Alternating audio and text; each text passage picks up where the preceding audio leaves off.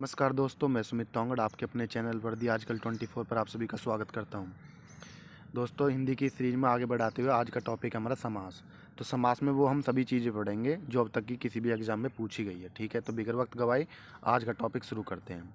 देखो, समास का क्या मतलब होता है। जब परस्पर संबंध रखने वाले दो या दो से अधिक शब्दों के बीच की विभक्ति को हटाकर उन्हें मिलाकर जब एक नया छोटा स्वतंत्र शब्द बनाया जाता है, तब इस मेल को समास कहते हैं।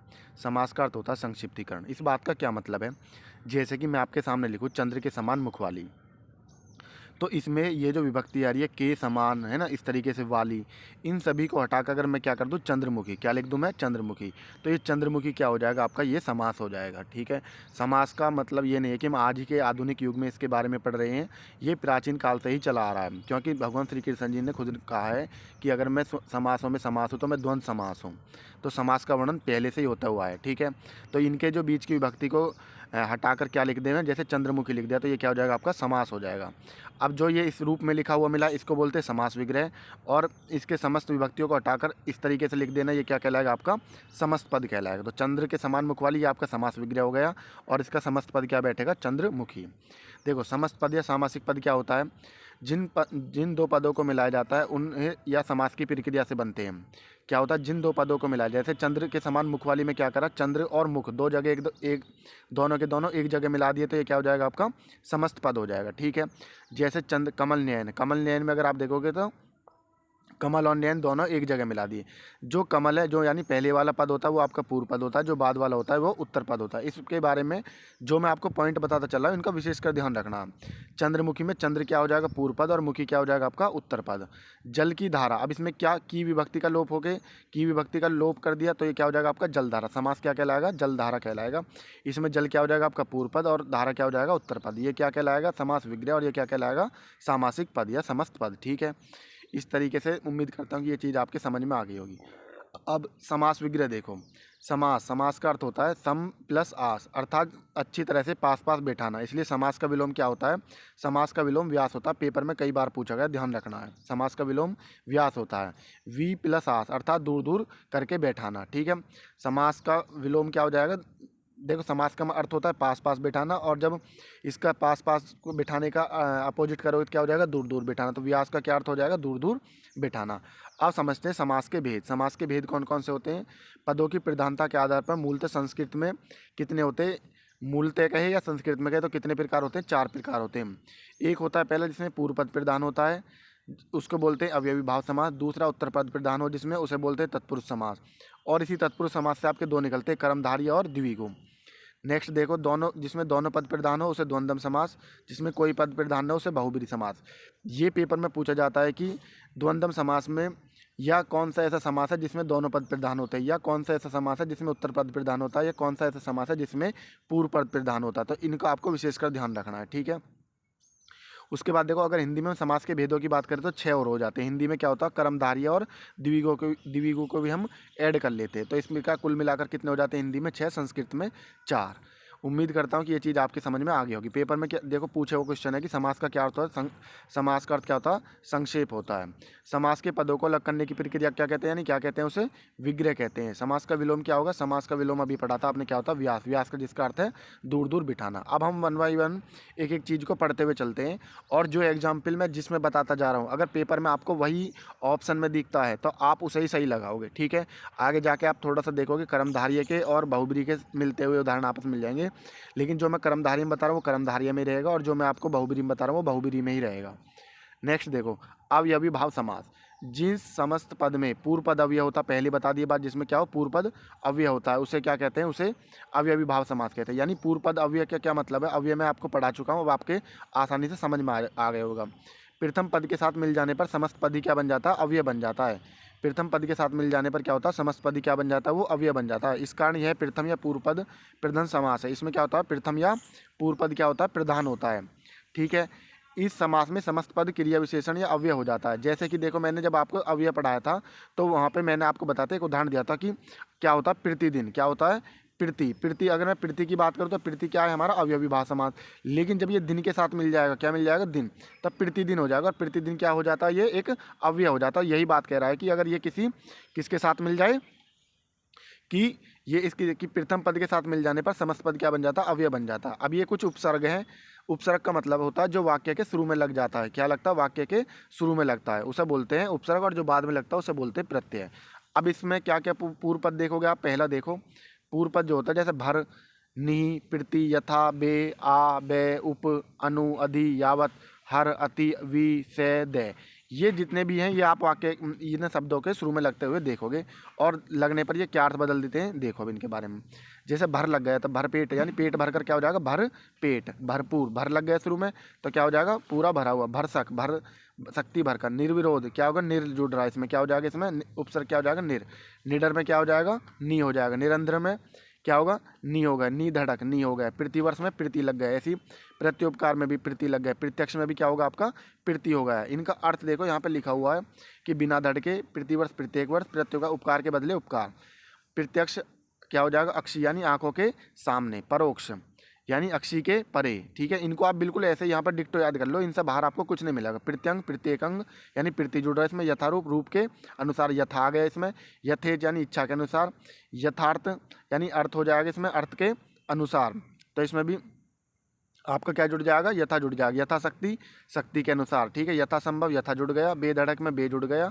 बेशक में भी क्या हो जाएगा, बे आ जाएगा। बिना शक के अनुरूप या रूप के अनुसार। अधि, हरि में क्या हो जाएगा आपका, अधि आ जाएगा। क्लियर है। ठीक है, नेक्स्ट देखो, कोई भी एग्जाम्पल आपका बचने वाला नहीं है। अध्यात्म में क्या हो जाएगा, आत्मा के विषय में। ठीक है, याव जीवन में क्या हो जाएगा, देखो इसमें जीवन बन रहा है तो जीवन भर, याव जीवन, जीवन भर, हर दिन यानी प्रत्येक दिन, यानी क्या जुड़ जाएगा इसमें, प्रति जुड़ जाएगा। अत्यंत में क्या हो जाएगा, अति जुड़ जाएगा। व्यर्थ में क्या जुड़ जाएगा, बिना अर्थ के, है ना, क्या हो जाएगा, बी, क्या जुड़ जाएगा इसमें, वी अर्थ में क्या जुड़ेगा, वी जुड़ेगा। क्या जुड़ेगा, वी जुड़ेगा। सादर में क्या जुड़ जाएगा, से जुड़ गया। दरअसल में क्या जुड़ेगा, दर जुड़ गया। आमरण में क्या जुड़ जाएगा, आ जुड़ जाएगा आपका। आ जन्म में क्या जुड़ जाएगा, आ। मोस्ट इंपॉर्टेंट है, पेपर में पूछा गया कि इनमें से कौन, इसमें उपसर्ग क्या है, तो इस उपसर्ग क्या है इसमें, आ है। बखूबी में क्या होगा, बे हो गया आपका। उपकूल में क्या होगा आपका, उप हो गया। ठीक है, यानी कूल यानी किनारे के समीप। इनको आप एक तरीके से, अच्छे तरीके से इन्हें अपने दिमाग में बैठा लोगे। शब्दों की पुनरुक्ति के होने के आधार पर पहला बता दिया मैंने आपको। पहले टाइप में क्या बताया, सीधे सीधे उपसर्ग जुड़ रहे और वाक्य का शब्द का अर्थ बदल रहा है। अब उसके बाद आपको एक ही शब्द जब दो बार रिपीट होता दिख जाए, जैसे बीचों बीच, या में क्या हो रहा, बीच ही बीच में, एक एक यानी एक के बाद एक। पल पल तब प्रत्येक पल। हाथों हाथ क्या हो जाएगा, हाथ ही हाथ। घर घर, घर ही घर। दिनादुन यानी दिन के बाद दिन। सरासर, सरसर, इसमें देख रहे हो सरसर रिपीट हो रहा था एक सिर से दूसरे सिरे तक। रातों रात यानी रात ही रात में। धीरे धीरे भी पूछा गया है। ठीक है, ध्यान रखना है आपको, यानी जब एक ही शब्द रिपीट दिखे आपको। उसके बाद नेक्स्ट देखो, क्रिया विशेषण के दो बता दिए मैंने अभी तक आपको। एक तो जब शब्द रिपीट हो रहा है, एक उपसर्ग लग रहे। अब होता है, एक होता है इसमें क्रिया विशेषण होने पर। देखो, श्रद्धा पूर्वक, तो इसमें क्या हो रहा है, श्रद्धा के साथ, यानी श्रद्धा के साथ। इसका अर्थ निकालोगे आप तो ये हो जाएगा श्रद्धा के साथ। इसमें अगर मैं देखो श्रद्धा पूर्व में क्या होता है, श्रद्धा के साथ मतलब रीतिवाचक क्रिया विशेषण है। ये मैं आपको वहाँ पर पढ़ा चुका हूँ। अब ये पढ़ाते टाइम मैंने सब चीज़ आपको अच्छे से बताई हुई है।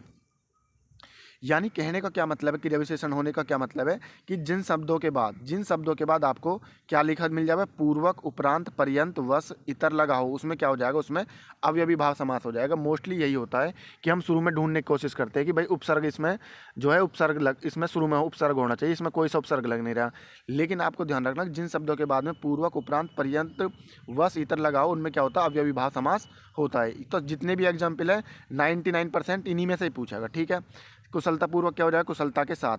मरणोपरांत, प्रांत जुड़ गए, मरने के बाद। विवाह, विवाह उपरांत में क्या हो जाएगा, विवाह के उपरांत। जीवन पर्यंत, जीवन भर। क्रोधवश यानी क्रोध के कारण। वश जुड़ गया। भयवश यानी भय के कारण। विवाहितर में विवाह। तो मैंने बोला 99% इनमें से पूछा। अगर 1% कुछ पूछता तो आपको ये जितने मैंने शब्द बताए हैं ये ध्यान रखने, पूर्वक, उपरांत, पर्यंत, वश, ये सब चीज़ों का ध्यान रखना है। नेक्स्ट देखो आपका तत्पुरुष समास। तत्पुरुष समास में आपने कारक, मुझे उम्मीद करता हूँ कि आपने कारक बहुत अच्छे से पढ़ लिए होंगे। ठीक है, अगर जिसने कारक पढ़ लिए होंगे तो बहुत ही आसानी से आपके समझ में आ जाएंगे। देखो, जिस समास में उत्तर पद अर्थ की दृष्टि से प्रधान हो। पहले में क्या देखा आपने, प्रधान कौन सा देखा था आपने, पहले में देखा था आपने पूर्व पद प्रधान। लेकिन इसमें क्या हो जाएगा आपका, इसमें आपका उत्तर पद प्रधान हो जाएगा।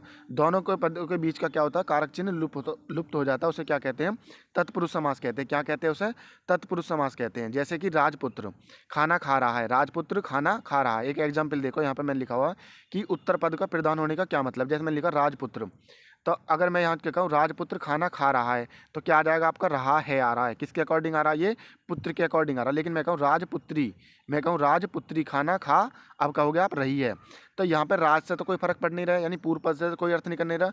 तो जो वाक्य की क्रिया बदल रही है वो किसके अकॉर्डिंग बदल रही है, वो पुत्र या पुत्री के अकॉर्डिंग बदल रही है। तो आपका क्या हो जाएगा, इसमें रही हो जाएगा। क्लियर है, उम्मीद करता हूँ कि ये बहुत अच्छे से आपके क्लियर हो गया होगा। ठीक है, उत्तर पद वाली बात आपकी समझ में आ गई होगी। नेक्स्ट देखो, अब हम एक एक चीज़ पढ़ते हुए चलते हैं। तत्पुरुष समास के भेदों की बात करें, तत्पुरुष समास के जो भेद होते हैं वो मूल व्याकरण या की दृष्टि से दो भेद होते हैं। इसके कितने होते हैं, दो भेद होते हैं, एक व्यधिकरण समास और एक समानाधिकरण समास।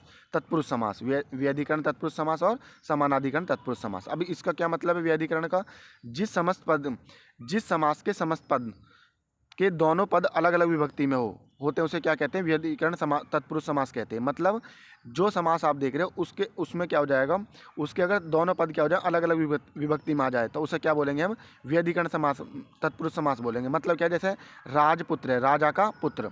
अब इसमें ये जो का विभक्ति है ये आप देख रहे हो एक ही काम कर रही है, लेकिन जब आप देखो राजा के पुत्र ने खाना खाया तो राजा के लिए अलग आ रही है और पुत्र के लिए अलग आ रही है, तो यहाँ के दोनों विभक्ति अलग अलग आ रही है।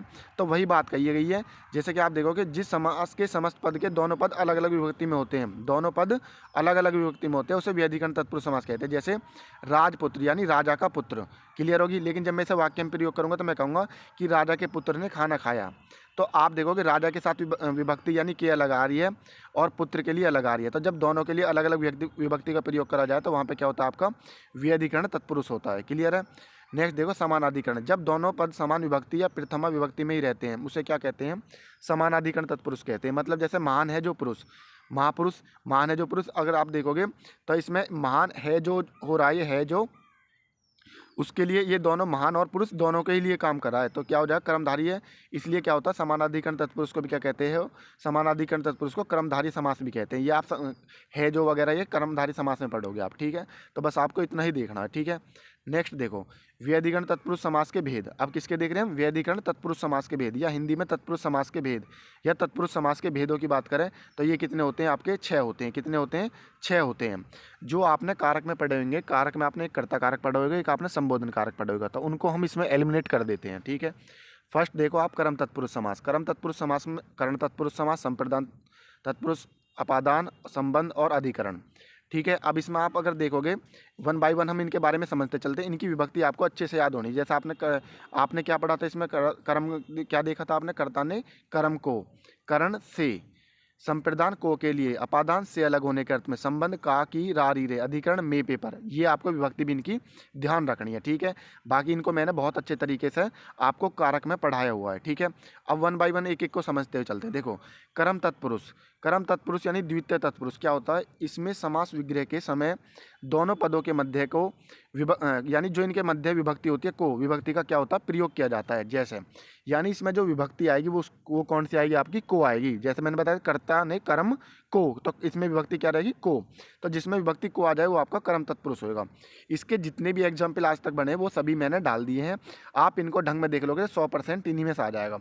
मुंह तोड़ यानी मुंह को तोड़ने वाला, हस्तगत हस्त को गत, जातिगत जाति को गत, यत ये यश प्राप्त होएगा। क्या होगा, ये यश प्राप्त यानी यश को प्राप्त। चिड़ी मार, चिड़ी को मारने वाला। गृह कट, गृह को काटने वाला। शरणागत, शरण को आगत। विद्याधर, विद्या को धरने वाला। रोजगारोन्मुख, रोजगार को उन्मुख। मरणातुर, मरण को आतुर। जी तोड़, जी को तोड़ने वाला। परलोक गमन, परलोक को गमन। जी भर, जी को भरने वाला। नेत्र सुखद, नेत्र को सुखद। मनोहर, मन को हरने वाला। पदगत यानी पद को गत यानी शब्द को गत। ये सब आपको इजीली आसानी से याद कर लेने एक एक चीज़। ठीक है, करण इनको जब 5-6 बार आप फेरोगे ना, बस ऐसे ही जैसे भाई खाली बैठे हो 1-2 मिनट में दो भेज दो, 6 ही तो टोटल। थोड़ी थोड़ी देर में इन एग्जाम्पल ने रिपीट कर लो आप ऐसे ही। कर्ण तत्पुरुष क्या हो जाएगा, विग्रह करने में से या के द्वारा। अगर आप ट्रिकन के चक्कर में ज़्यादा पढ़ोगे तो आपके कहाँ तक हर टॉपिक की ट्रिक याद करोगे, अगर उसे उसी रूप में स्वीकार करोगे तो आपको आसानी होगी पेपर में। ठीक है, नेक्स्ट देखो, अब कर्ण में क्या पढ़ा था आपने, विभक्ति कर्ण में पढ़ा था से या के द्वारा। यानी कर्ण में आप देखते हो साधन, मैंने वहाँ पे बताया कर्ण में क्या देखते हो साधन। जैसे वह साइकिल से स्कूल जाता है तो साधन क्या है इसमें जाने का, साइकिल है। तो साइकिल में क्या हो जाएगा, साइकिल से में क्या हो जाएगा आपका कर्ण तत्पुरुष हो जाएगा। अब जैसे देखो मुंह मांगा यानी मुंह से मांगा, किससे मांगा, साधन क्या है मांगने का, मुंह है। तुलसी कृत, तुलसी द्वारा कृत। रतन जड़ित, रतन से जड़ित। दयाद्र यानी दया से आद्र। मत मत, मद से मत। कपड़ छाण, कपड़े से छाना हुआ। शोकाकुल, शोक से आकुल। उसके बाद देखो वाग युद्ध, वाक यानी वाणी से युद्ध। शल्य चिकित्सा, शल्य यानी चीड़-फाड़ से चिकित्सा। क्षुधातुर, क्षुध यानी क्षुधा मतलब भूख, भूख से आतुर। जग हसाई, जग द्वारा हसाई। मन माना, मन से माना। रेल यात्रा, रेल से यात्रा। स्वयं सिद्ध, स्वयं से सिद्ध। मद माता, मद से मता। अकाल पीड़ित, अकाल से पीड़ित। तो ये उम्मीद करता हूँ कि आपके आसानी से ये चीज़ भी आपकी क्लियर हो गई होगी। नेक्स्ट देखो संप्रदान कारक। देखो संप्रदान में क्या हो जाएगा, आप इसमें क्या हो जाएगा, के लिए। विभक्ति क्या होती है इसमें, के लिए, यानी आप एक तरीके से दान के रूप में दे रहे हो किसी को। क्या दे रहे हो, दान के रूप में दे रहे हो। देखो गुरु दक्षिणा, गुरु के लिए दक्षिणा। अब इसमें गुरु की दक्षिणा मत कर देना आप। गुरु की दक्षिणा का मतलब ये हो जाएगा कि आपने गुरु ही दान में दे दिया। ठीक है, दोनों का अर्थ जो है देखो, अगर आप के लिए और के कर दोगे दोनों का अर्थ बदल जाएगा। जैसे कन्यादान, कन्या का दान, तो वहाँ पे आप जो वहाँ पे जो दान हो रहा है वो कन्या का ही हो रहा है, वहाँ पे उसका अर्थ ठीक है। लेकिन गुरु दक्षिणा में अगर आप करोगे गुरु की दक्षिणा, तो इसका अर्थ निकलेगा गुरु के, आपने गुरु को ही दान कर दिया। तो इसका अर्थ ये निकलेगा गुरु के लिए दक्षिणा। प्रौढ़ शिक्षा, प्रौढ़ के लिए शिक्षा। यज्ञशाला, यज्ञ के लिए शाला। शपथ पत्र, शपथ के लिए पत्र। विद्यालय, विद्या के लिए आल्य। अब आप यहाँ ये नहीं करोगे कि विद्या का आल्य है। विद्या का आल्य करने का मतलब है कि वो जो आल्य है वो विद्या का बना हुआ है। ठीक है, यानी वही आल्य तो ईटन से ही बना होएगा, है नहीं।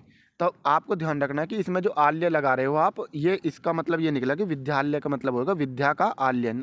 अगर आप विद्या के लिए आल्य, अगर आप विद्या का आल्य लगा दोगे तो विद्या का आल्य का मतलब है कि वो जो आल्य है वो विद्या का ही बना हुआ है। तो इसका उचित अर्थ निकलेगा विद्या का आल्य। बलि पशु, बलि के लिए पशु। ठीक है, कृषार्पण, कृष्ण के लिए यानी कृष्ण जी के लिए अर्पण। न्यायालय, न्याय के लिए आल्य। उसके बाद देखो हथकड़ी, हाथ के लिए कड़ी। अगर आप इसका अर्थ निकालोगे हाथ की कड़ी, तो मतलब ये हो जाएगा कि जो कड़ी है वो हाथों की बनी हुई है। ठीक है, डाक गाड़ी, देखो डाक के लिए गाड़ी। सभा भवन, सभा के लिए भवन। सत्याग्रह, सत्य के लिए आग्रह। वाचनालय, वाचन के लिए आल्य। चिकित्सालय, चिकित्सा के लिए आल्य। बंदी गृह, बंदी के लिए गृह। अगर आप इसे करोगे बंदी का गृह, तो इसका अर्थ निकलेगा कि वो जो गृह है वो बंदी का बना हुआ है। ठीक है, हवन सामग्री, हवन के लिए सामग्री। उम्मीद करता हूँ कि ये सब चीज़ आपको बहुत अच्छे से समझ में आ गई होगी। यानी आपको देखना, जब पहली वस्तु का मालिक दूसरा हो तब क्या हो जाएगा, वहाँ पर संबंध हो जाएगा। जैसे मैंने बताया कन्यादान, यानी जो दान है वो किसका करा गया, कन्या का ही कर दिया गया है। ठीक है, उस तरीके से जब दूसरी वस्तु पहली वस्तु से बनी हो, जब दूसरी वस्तु जब पहली से बनी हो, तो वहाँ पे आपको क्या ध्यान रखना, वहाँ पे भी आपको वो काकी के रारे वाले बताया वो उनका ध्यान रखना है आपको। बस आप इनको देखो। ठीक है, जो मैंने आपको बताया, जो चीज़ मैंने यहाँ पे बताई है। नेक्स्ट देखो आपका आता है अपादान। अपादान का मतलब होता है किसी चीज़ से अलग होना, घृणा करने के उसमें।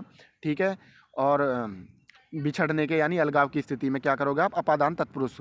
यानी विग्रह करने पर, विभक्ति का प्रयोग करने पर क्या हो, अलगाव के अर्थ में, यानी जब हो। जैसे रोग मुक्त यानी रोग से मुक्त। लोक भय, लोक से भय। देश निकाला, देश से निकाला। गुणहीन, गुण से हीन। पथ भ्रष्ट, पथ से भ्रष्ट।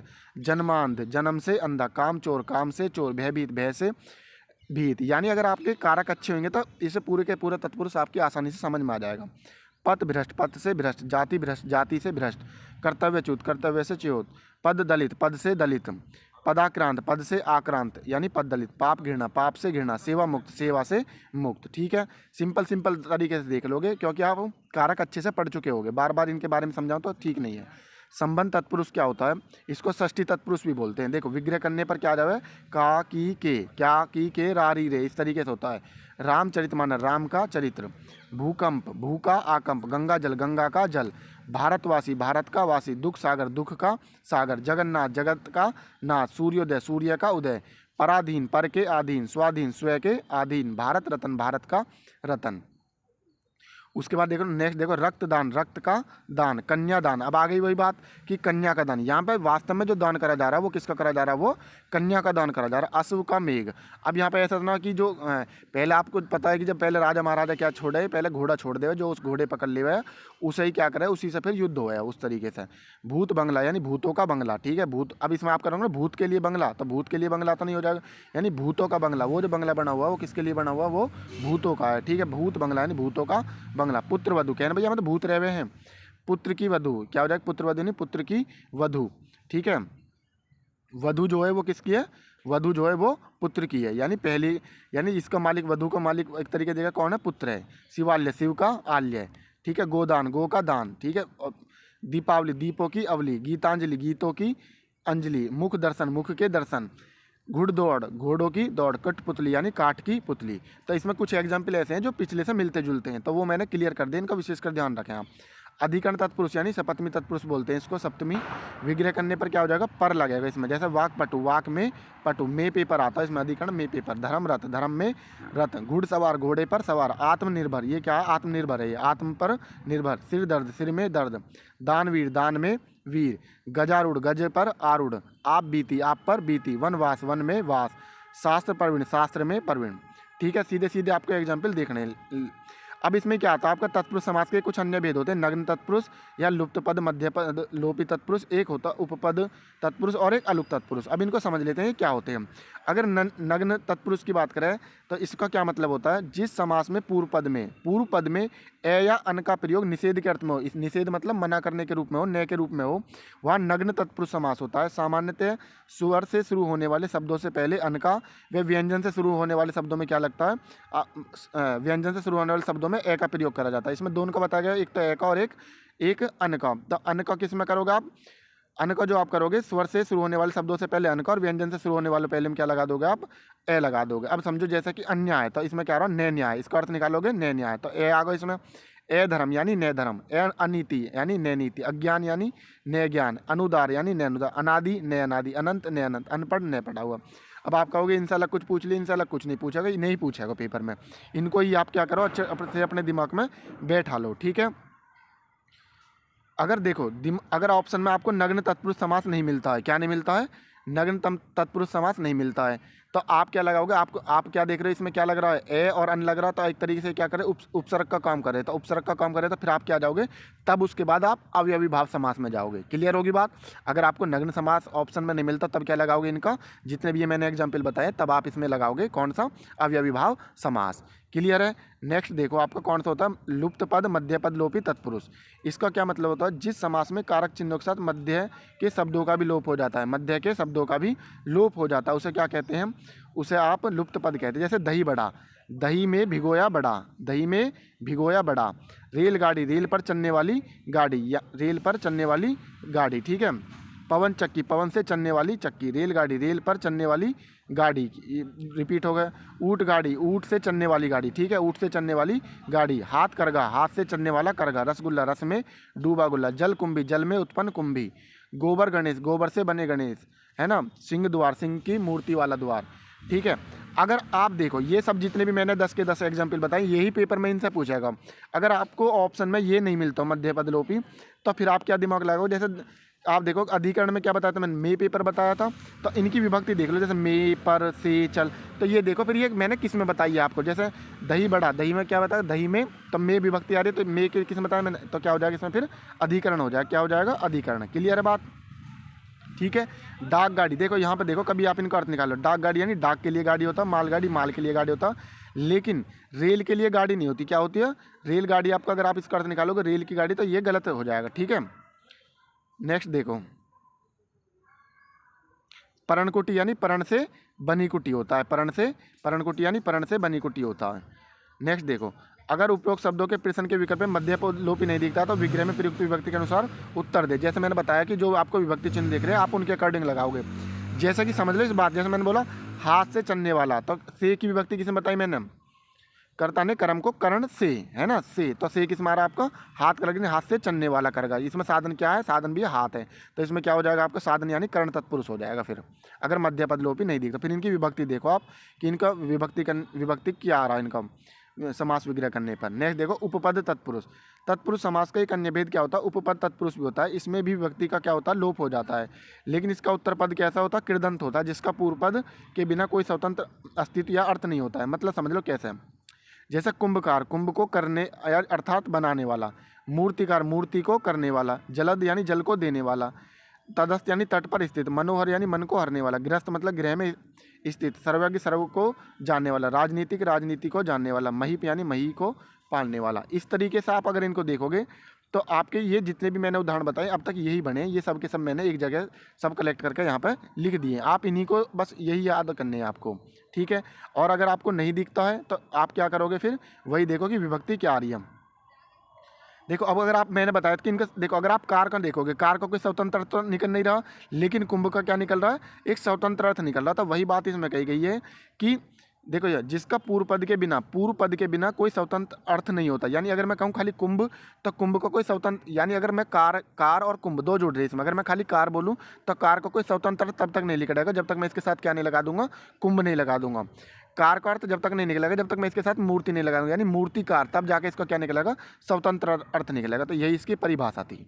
ठीक है, ये सब चीज़ें आपके अच्छे से क्लियर होगी। नेक्स्ट देखो, अलुक तत्पुरुष। अलुक तत्पुरुष में क्या होता है, जब समस्त पद के प्रथम पद में कारक चिन्ह किसी न किसी रूप में क्या रहे, विद्यमान रहे। कारक चिन्ह किसी न किसी रूप में विद्यमान रहे, अर्थात प्रथम पद संस्कृत के विभक्ति रूपों की तरह लिखा जाए, यानी प्रथम जो पद है वो संस्कृत की तरह लिखा जाएगा, वहाँ अलग तत्पुरुष समास होता है।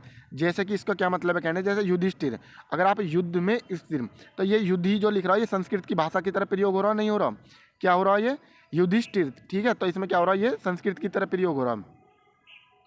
नेक्स्ट देखो, वाचस्पति। वाचस्पति में आप देख रहे हो लास्ट में पति लग रहा है, लेकिन वाचस जो लग रहा है संस्कृत की तरह प्रयोग हो रहा है। खेचर यानी खच या खे मतलब आकाश में विचरण कर रहा है। मन से यानी मन से जन्मा, सर से मतलब सर में जन्मा। ठीक है, युद्धि का अर्थ होता है युद्ध में, लेकिन जब विग्रह किया तो इसका अर्थ क्या हो जाएगा, युद्ध में साथ आ रहा है ना, युद्ध में है ना, इस तरीके से। जब इसमें अधिकरण, फिर कौन सा लगा दोगे आप, इसमें अधिकरण लगा दोगे। अगर आपको ऑप्शन में क्या नहीं मिलता है, आपको अलुक तत्पुरुष नहीं मिलता है युधिष्ठिर में। मैंने आपको दोनों तरीके बता दिए, ऑप्शन में ये मिलता तो ये ठीक है, फिर आप क्या देखोगे, नहीं तो विभक्ति देखोगे। ठीक है, उम्मीद करता हूँ कि यहाँ तक आपके बहुत अच्छे से क्लियर हो गए होंगे। नेक्स्ट आता है आपका कर्मधारी समास।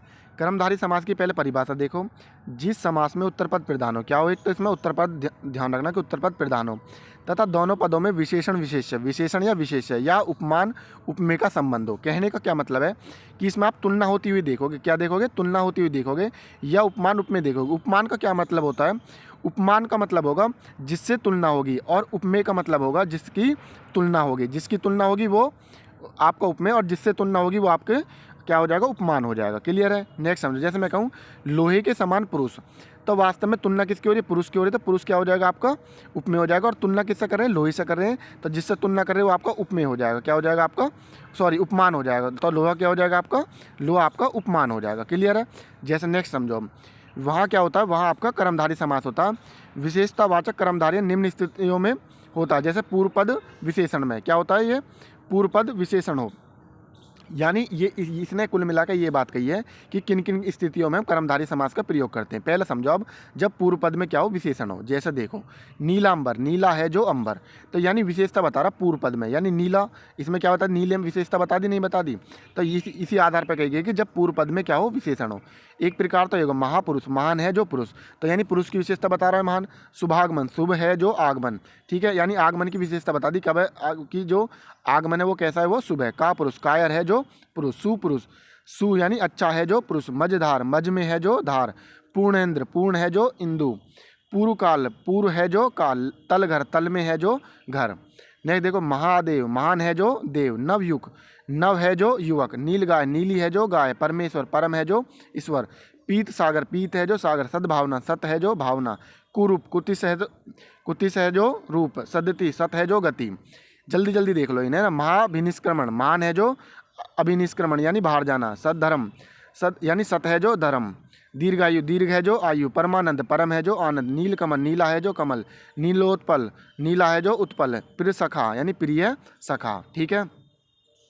नव का देखो, अब नव का जब आप देखोगे, नव मैंने बताया था, क्या बताया था आपको, नव का दो अर्थ निकलेंगे, एक तो नौ होगा, एक क्या होगा, नया होगा। जब नया हो तब क्या लगाओगे आप, कर्मधारी है, और जब नौ अर्थ निकलेगा तब क्या लगाओगे आप, तब आप द्विगु लगाओगे। ठीक है, इस बात का ध्यान रखिए। नवयुग यानी नया युग, नवयुग है ना, तो इस तरीके से जब यहाँ पर अर्थ निकल रहा है क्या, नया, तो नया अर्थ निकल रहा था कर्मधारी। 9 जब अर्थ निकालो काउंटिंग वाला 9, तब उस क्या हो जाएगा, द्विगु हो जाएगा। आगे देखते हैं इसे। एक तो हमने पढ़ लिया पूर्व पद के आधार पर लिया, पूर्व पद क्या हो, जब विशेषण हो। अब दूसरा देखो, जब उत्तर पद में हो, जब किस में हो, उत्तर पद में हो। जैसे प्रभु दयाल, अब इसका अर्थ ऐसा मतलब प्रभु है जो दयाल, अब इसका अर्थ निकलेगा दयाल है जो प्रभु, यानी अब की बार किस में होगी, विशेषण किस में होगा, इसका उत्तर पद में होगा। किस में होगा, पूर्व पद में न होगा, उत्तर पद में होगा। शिव दीन, दीन है जो शिव। देशांतर यानी दूसरा है जो देश। जन्मांतर यानी दूसरा है जो जन्म। वचनामृत, यानी वचन रूपी अमृत। ठीक है, सब एक एक चीज़ जो है अलग अलग करके आपको समझाई गई है। आप इन्हें ध्यान से देख लोगे तो कहीं कुछ बाहर आने वाला आपका नहीं है। उपमावाचक कर्मधारय है। उपमावाचक कर्मधारय कैसे हो जाएगा, देखो मृग लोचन यानी मृग के समान लोचन, इसमें क्या इसकी बात करेगा, इसमें समान की बात करेगा। लोह पुरुष, लोह के समान पुरुष यानी उपमेय उपमान की बात करेगा। इसमें उपमावाचक में क्या हो जाएगा, उपमेय और उपमान। उपमेय मैंने क्या बताया था, उपमेय बताया था मैंने जिसकी तुलना करी जा रही है और जिससे तुलना करी जा रही है वो आपका उपमान हो जाएगा, ठीक है। जैसे लोह पुरुष, पुरुष क्या हो जाएगा आपका उपमेय हो जाएगा, और लोह क्या हो जाएगा, लोह आपका उपमान हो जाएगा, ठीक है। भुज दंड, दंड के समान भुज अर्थात लंबा हाथ। चंद्रमुख, चंद्र के समान मुख। चंद्रमुखी, चंद्र के समान मुख। मृग नैनी, मृग के समान नैन। वायु वेग, वायु के समान वेग। चरण कमल, चरण के समान, कमल के समान चरण। भुज दंड, दंड के समान भुज। इसमें मत करिए चरण के समान कमल यानी कमल के समान चरण करना है आपको। घनश्याम, घन के समान यानी घन के समान श्याम। कुसुम कोमल, कुसुम के समान कोमल। अंधा कूप, अंधा है जो कूप, ठीक है। इस तरीके से आपको ये सब चीज़ें ध्यान रखनी है। नेक्स्ट देखो कर्मधारी समास के अन्य भेदों को उदाहरण देखो। जैसे रूप कर्मधारी में क्या हो जाएगा, रूपी, इसे बोलते हैं रूपी कर्मधारी बोलते हैं। मुख चंद्र यानी चंद्र रूप मुखी। देहलता, इसमें क्या जोड़ोगे आप, बस ये देखना है आपको कि इसमें जो कर्मधारी समास के अन्य भेद में क्या देखोगे, रूपी, इस तरीके से रूपी रूपी जब विच्छेद करोगे तो इस तरीके से लगा वो दिखेगा आपको। संसार सागर, संसार रूपी सागर। विद्याधन, विद्या रूपी धन। धर्म बुद्धि, धर्म विषयक बुद्धि, ठीक है। वचनामृत, वचन रूप यानी अमृत रूपी वचन, इस तरीके से। द्विगु समास पे आ जाओ, क्लियर हो गए कर्मधारी है। बस यही एग्जाम्पल आपको पढ़ने हैं, जो एग्जाम्पल मैंने इसमें पढ़ाए हैं वो इसी में लगाओगे आप अगर पेपर में आ जाते हैं तो। नेक्स्ट देखो द्विगु समास, सबसे आसान है। इसमें क्या देखोगे, द्विगु में आप नंबर देखो कि नंबर अगर शुरू में गिनती वाले जो काउंटिंग वाले नंबर है अगर ये आ रहे तो उसमें द्विगु समास होगा। जैसे देखो जिस समस्त पद का पूर्व पद क्या हो, संख्यावाचक विशेषण हो, कैसा हो, संख्यावाचक हो, वहाँ पे क्या हो जाएगा, द्विगु हो जाएगा। जैसे एक आ गया, एक तरफा यानी एक ही तरफ। दो पैर यानी दो आ रहा है, इसमें दो पैर का समाहार। त्रिलोक, तीन लोगों का समाहार या समूह। त्रिभुज, तीन भुजाओं का समाहार, समाहार को बोलते हैं समूह। चौराहा, चार राहों का समाहार। सप्ताह, सात अहों का समाहार। अठन्नी, आठ आनों का समाहार। नवरत्न यानी नवरत्नों का समाहार। तो इसमें नंबर आ रहे नहीं आ रहे, देखो आप। शतांश, शतांश में क्या हो जाएगा, सौवांश। त्रिभुवन, तीन भवनों का समाहार। पंचवटी, देखो पंचवटी जो आप देखोगे अगर ऑप्शन में आपको पंचवटी में बहुब्री दिख जाता, पहले आप बहुब्री लगाओ, क्या लगाओगे, पहले आप बहुब्री लगाओगे, ठीक है। नेक्स्ट देखो पंचपात्र, अगर बाकी इनके अलावा जो दिख रहे हैं पंचवटी के लिए बता रहा हूँ, बाकी अगर आपको पहले ऑप्शन में ये दिख रहा है तो फिर यही लगाओगे और सबके लिए जो और बता रहा हूँ। पंचपात्र यानी पांच पात्रों का समान। नवरात्रि, नवरात्रों का, नवरात्रि का समाहार। पंजाब, पांच आब यानी नदियों का समाहार। पसेरी, पांच शहर का समाहार। चौलड़ी, चौलड़ी का मतलब होता है चार लड़ियों का समाहार, ठीक है। चौलड़ी मतलब चार लड़ियों का समाहार। आगे होगी बस संख्या देखनी है आपको। द्वंद्व समास में आ जाओ, जिसमें दोनों पद प्रधान हो। जिस समस्त पद के दोनों पद प्रधान हो, विग्रह करने पर और अथवा या लगता हो, वह क्या होता है आपका द्वंद्व समास कहलाता है। जैसे माता पिता, लाभ हानि, इसमें आप बीच में हाइजन लगा हुआ देखोगे इस तरीके से, ठीक है। एक तो आपने हाइजन किस में देखा था, अव्ययभाव समास में देखा, लेकिन उसमें रिपीटेड शब्द जैसे बीचों बीच, इस तरीके से। इसमें क्या होगा, दोनों ही पद आपको प्रधान मिलेंगे। द्वंद्व समास के तीन भेद होते हैं, इतरेतर द्वंद्व, वैकल्पिक द्वंद्व और समाहार द्वंद्व, ठीक है। नेक्स्ट देखो इतरेतर द्वंद्व, ये पेपर में कोई मामूली ही चांस है कि आपको इस तरीके से पूछा कि इतरेतर द्वितर, आपको सिर्फ और सिर्फ डायरेक्ट ही पूछेगा कि बताओ इनमें जो भी एग्जाम्पल आ रहे हैं, बट डायरेक्ट वही पूछेगा कि द्वंद्व समास ही पूछेगा, ठीक है। जैसे देखो वह द्वंद्व समास, जिसमें ये तो समझाने के लिए आपको अलग अलग करके इस वजह से आपको बता दिए गए हैं। वे द्वंद्व जिसमें और से भी शब्द क्या हो, सभी पद जुड़े हो, किससे जुड़े हुए हैं, इतरेतर में आप और से जुड़े हुए देखो, किससे जुड़े हुए देखोगे, और से, और पृथक अस्तित्व रखते हो, उन्हें क्या कहते हैं, इतरेतर द्वंद्व कहते हैं। जैसे देखो माँ बाप, माँ और बाप, राम सीता, राम और सीता, देखो राम भी अपने आप में एक प्रधान है और सीता भी अपने आप में एक प्रधान शब्द है। गाय बैल, गाय और बैल, भाई भाई बहन, भाई और बहन। जय पराजय, जय और पराजय। साहित्य समाज, साहित्य और समाज। शिव पार्वती, शिव और पार्वती। अपना पराया, अपना और पराया। रात दिन, रात और दिन।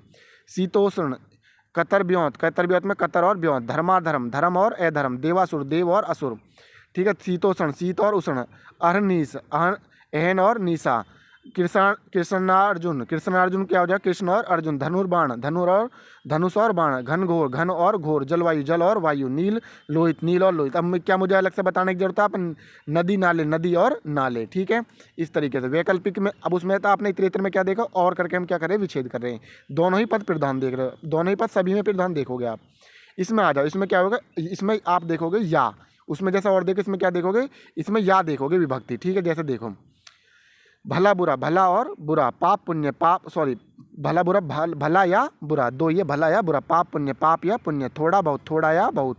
ऊंचा नीचा, ऊंचा या नीचा। भूखा प्यासा, भूखा या प्यासा। छोटा बड़ा, छोटा या बड़ा, ठीक है। देखो जीवन में व्यक्ति क्या होता है, पाप या पुण्य में से एक कोई तो चुनेगा। तो जहाँ पे चुनने का, जहाँ पे आपको ऑप्शन नजर आवे वहाँ पे क्या हो जाएगा आपका, वहीं पे आपका ये वैकल्पिक द्वंद्व बोलते हैं, इसलिए क्या बोला गया, इसे वैकल्पिक बोला गया। ठीक है। नेक्स्ट देखो समाहार। समाहार मतलब समूह में दिखेंगे आपको ये चीज़ें।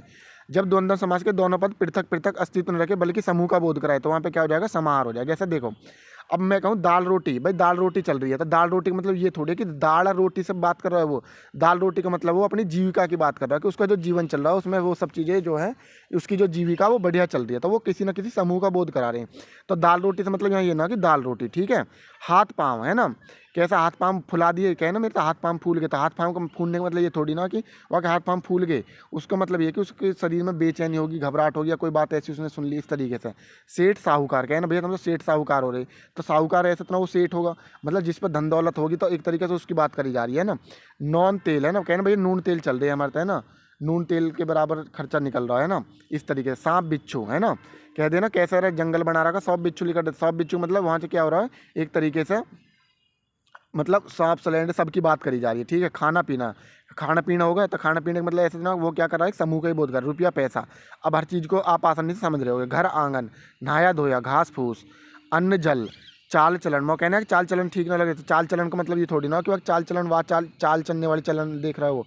चाल चलन का मतलब वो उसके करेक्टर से संबंधित है ना।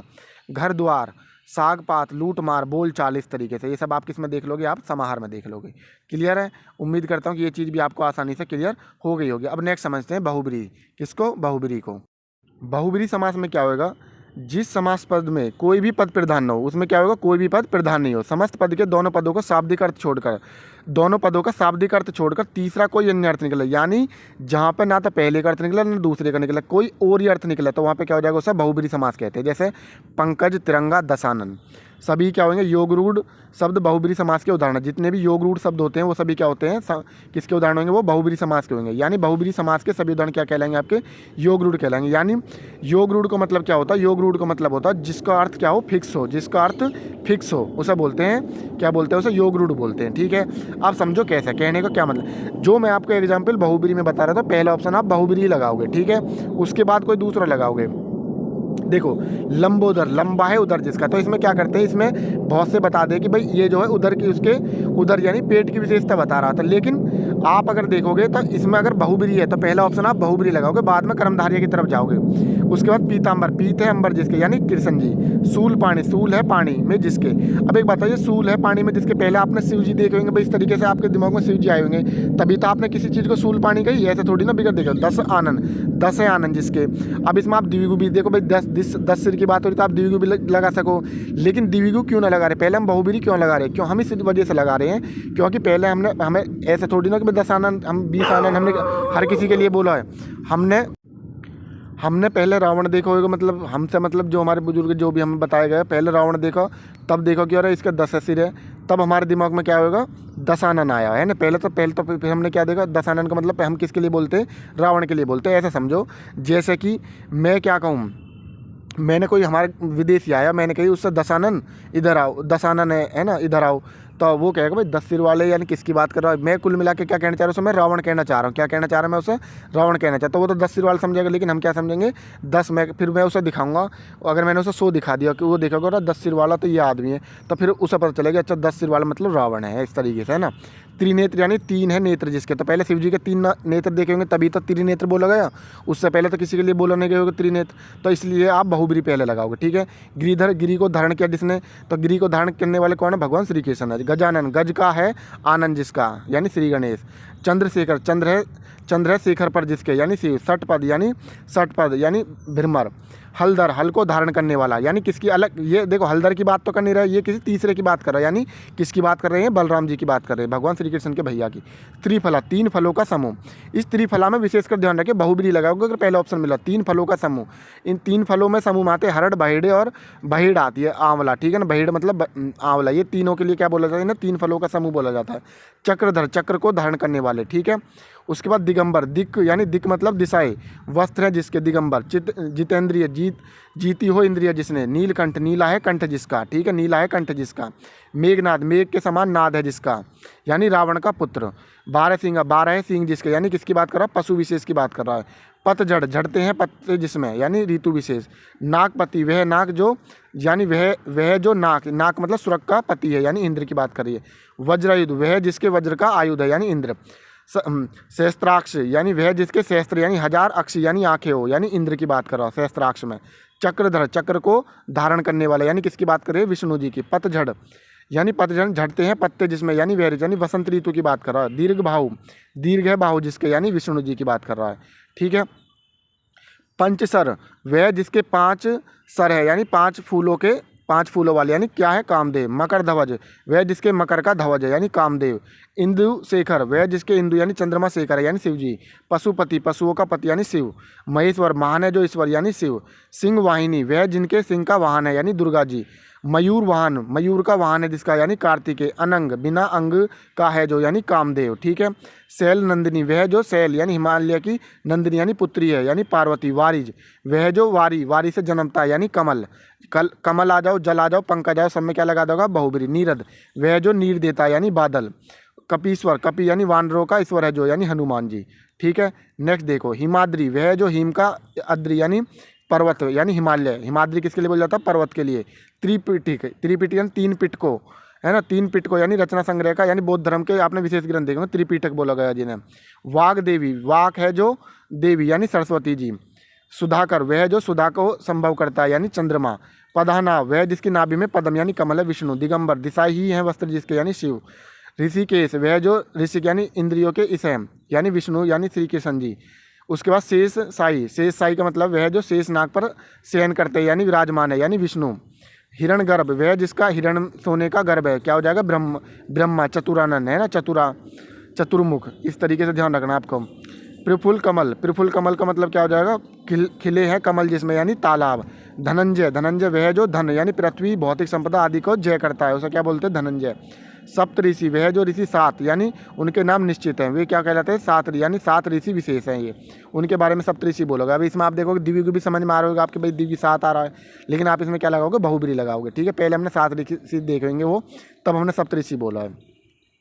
नेक्स्ट देखो, वसुंधरा, वसुंधरा का मतलब क्या हो जाएगा, पृथ्वी की बात कर रहा है। अष्टाध्यायी, यानी 8 अध्याय हैं, 8 अध्याय यानी पाणिनि का एक रचना है, क्या बोलते हैं जिसको, अष्टाध्यायी बोलते हैं, ठीक है। पंचवटी, 5 वट वृक्षों के समूह वाले स्थान, मैंने बताया था वहाँ पे कि अगर पंचवटी आ जाता आप क्या लगाओगे, पंचवटी में आप क्या लगाओगे, बहुब्री लगाओगे, पहला ऑप्शन अगर बहु आता, मतलब ये बहुब्री मिलता था आपको पेपर में।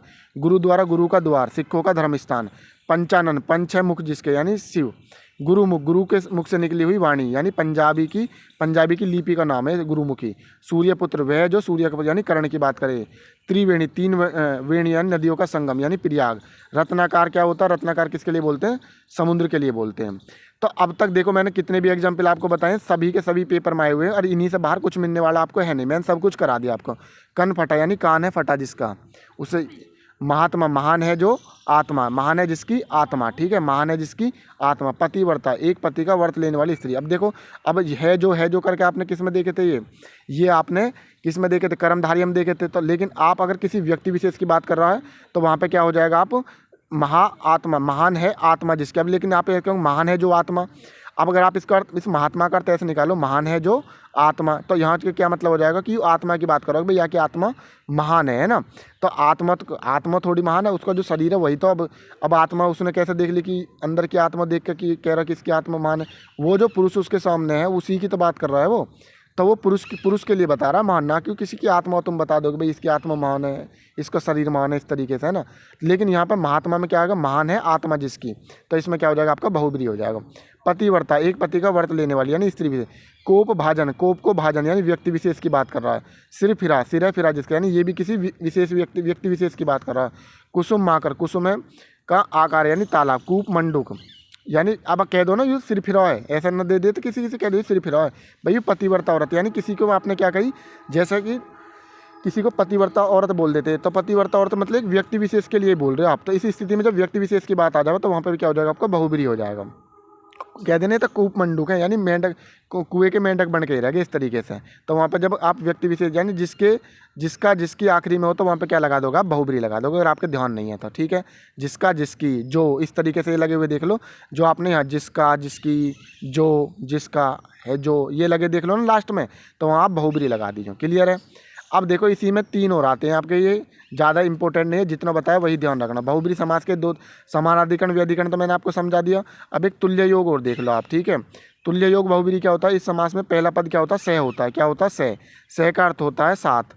समास विग्रह पर क्या होता है, सह की जगह सह रह जाता है। जैसे सह परिवार यानी परिवार के साथ है, जो सह पत्नी यानी पत्नी के साथ, यानी ना तो तुम्हारे घर में कभी कभी दिनों को भी सह परिवार आना है, तो वही वाला सह भ्राता यानी भाई के साथ है जो।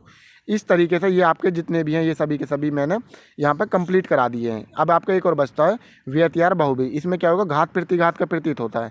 ये 4-5 ही उदाहरण है जो मैंने आपको अलग से बताया, बस यही दिमाग में रख लेना, पेपर में पूछे गए हैं, ठीक है। पेपर में पूछे गए तो मैंने हमारा अलग निकाल के रख दिया, इनसे बाहर पूछे जाएंगे नहीं।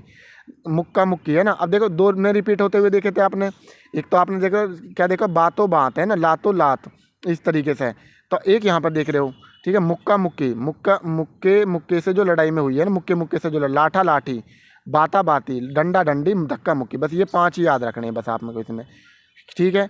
तो ये जितना भी अब तक आया हुआ है मैंने आपको सभी करा दिए कंप्लीट। उम्मीद करता हूँ कि बहुत अच्छे से आपके समझ में आ गए होगा। इतने एग्जाम्पल करा दिए हैं कि पेपर में कुछ भी बाहर मिलने वाला नहीं है। जा के आप देख लो, 3-3 घंटा में, 2.5-2.5 घंटे में कराए हुए। मैंने जितना जल्दी से जल्दी मुझ पर कोशिश हुई है मैंने उतना आपको कराया गया है। तो सभी को जय हिंद, जय भारत। उम्मीद करता हूँ कि बहुत अच्छे से आपको सब कुछ समझ में आ गया होगा।